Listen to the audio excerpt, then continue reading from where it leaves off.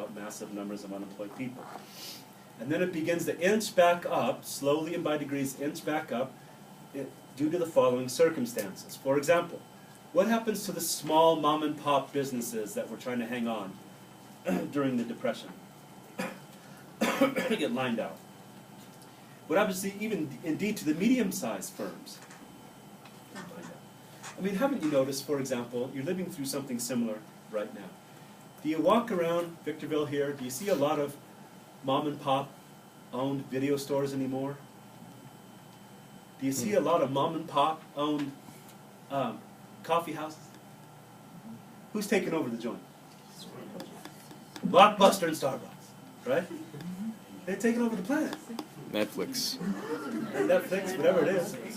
They'll squeeze the small guys out. Now, what happens to the assets of the small players and the medium-sized players? What happens to their assets? Losses.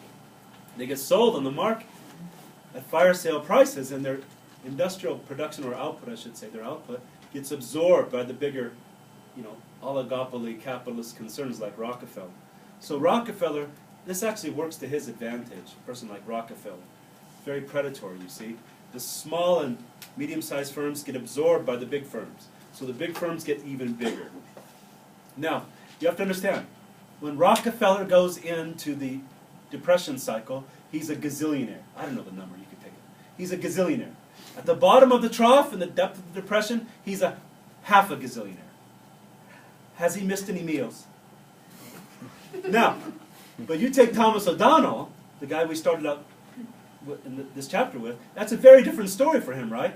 That's the difference between eating and having your family housed and properly clothed. Does that make sense? Or having health care.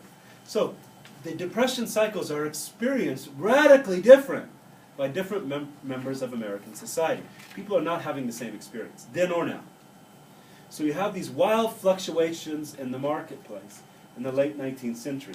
Boom and bust, but if you plotted, and this is something I didn't say in the last class and I should have. If I could draw this out for you, and if you could plot just the peaks of the curves, what would it indicate overall? An overall growth in the economy. Does that make sense? And that was true from the late 19th century right until about the mid-1970s. That was true. The American economy continued to grow. By the early to mid-1970s, in the context of the oil shock, it began to level off, and now it started down.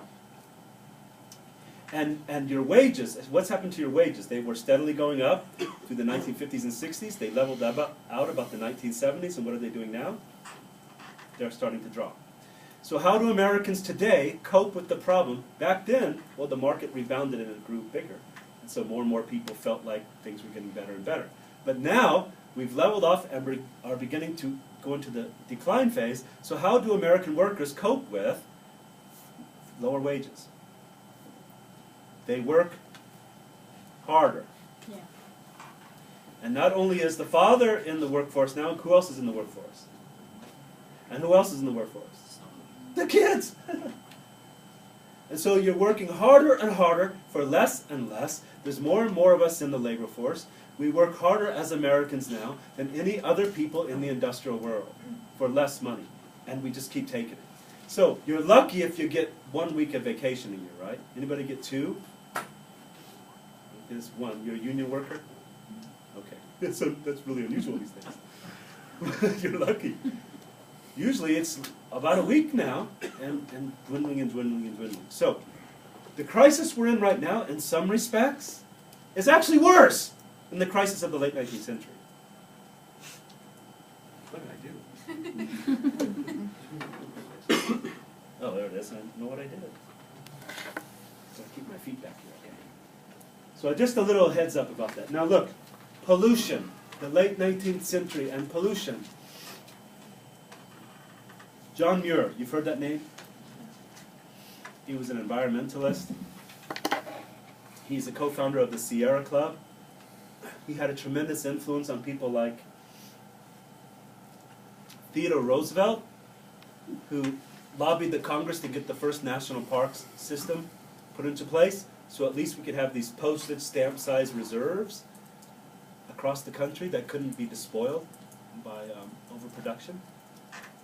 So guys like Muir had that impact, but Muir wasn't alone. He wasn't the only voice speaking on behalf of the environment in the late 19th century. In fact, there had been people here all along who were warning against this despoilation, this plunder, this stripping of the ecosystem. Who were these folks? The native peoples.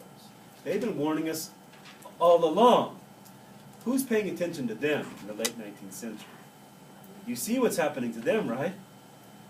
They've been murdered and or herded onto reservations. No one's paying attention to them. So it takes an awful lot for someone like John Muir to find, a political, members of the political class who are willing to hear him. But it's becoming increasingly obvious that the system cannot go on this way. You've heard of something called the law of diminishing returns. Have you heard of that? If you strip and clear cut and mine and extract the entire continent, you don't have a country anymore. What you have is a great American desert. You dig what I'm saying? So there has to be a balance. That's the way people like Roosevelt saw it. And that's the way guys like Muir pitched it to him. Thank goodness for people like that.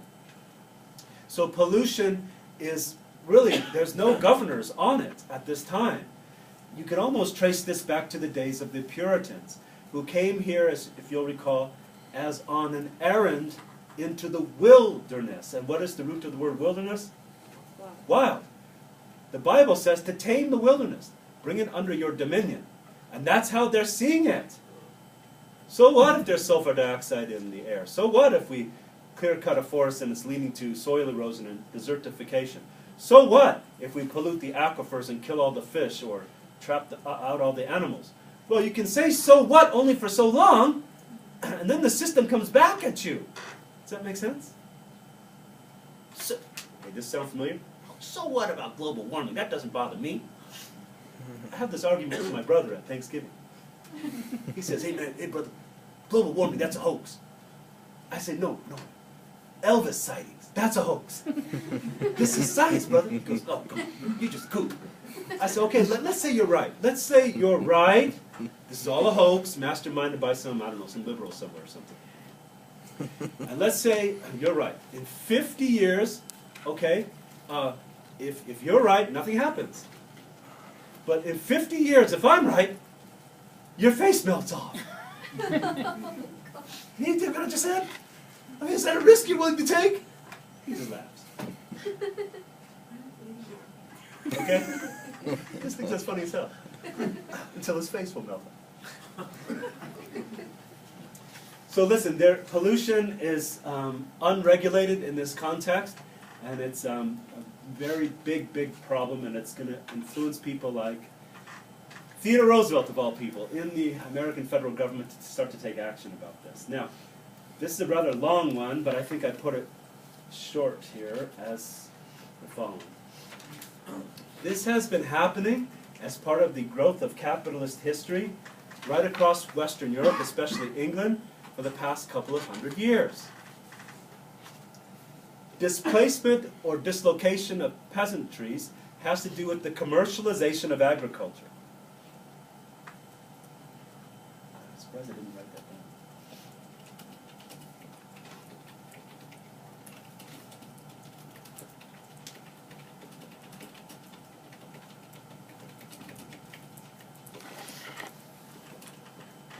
down. In capitalism, the tendency is toward bigness, because just like the factory system, if you can mass produce on a bigger level, that drops the per unit price of the unit you're producing. It can be a car, it can be a widget, it can be a bushel of wheat.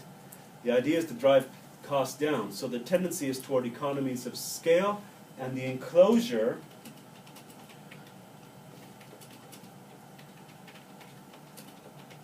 Now, I went into a whole big developed thing about this in the last class, but let me cut to the chase here in this class.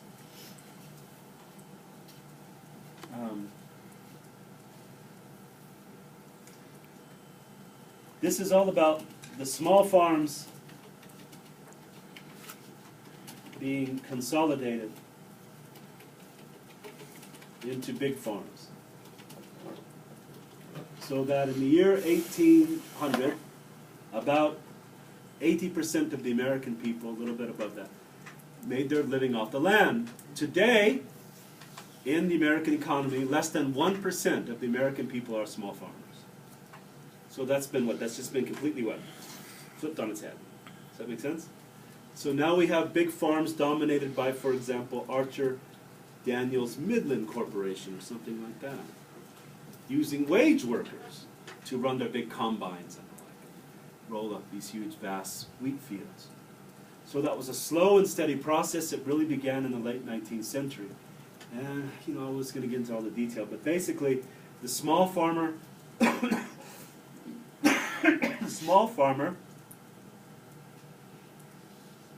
can't meet his debts, can't meet his obligations, and so the farm is foreclosed on, right?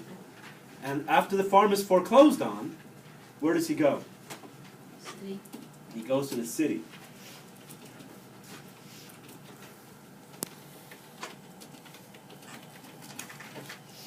He goes to the city.